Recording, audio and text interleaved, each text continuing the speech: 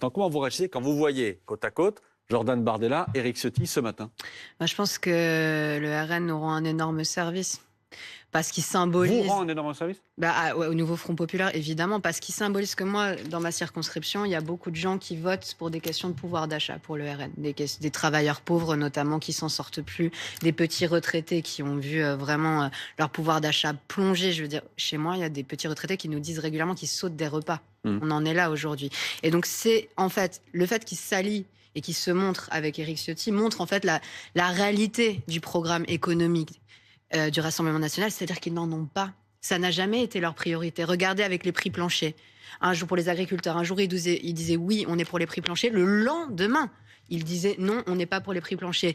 À l'Assemblée nationale, ils disaient être pour la sortie du marché européen de l'électricité. Au niveau européen, ils ont laissé leur groupe négocier une réforme encore plus libérale pour finalement que Jordan Bardella s'abstienne. Sauf que le MEDEF vous renvoie dos à dos en disant que tous les deux, vous êtes dangereux. Je finis, il y a des points communs.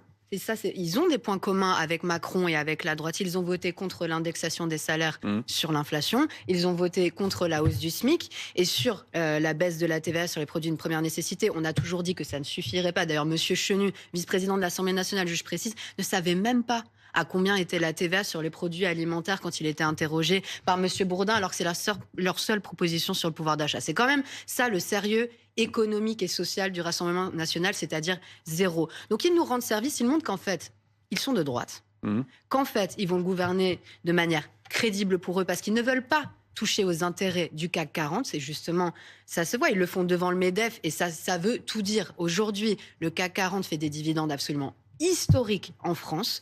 On a une crise, tout le monde doit se serrer la ceinture, sauf les très grandes entreprises et globalement les marges des entreprises qui ont explosé, c'est les salariés qui payent. On parlera des grandes entreprises et des milliardaires. Mais ce que je veux dire, c'est que ça. Simplement qu'on accueille Louis Alliot. Louis Alliot attend. Ce que démontre juste cette image, c'est globalement que le Rassemblement national est là pour diviser le peuple sur des questions d'origine ou des questions de religion et en fait servir les intérêts du grand patronat et c'est pour ça qu'il s'allie avec la droite.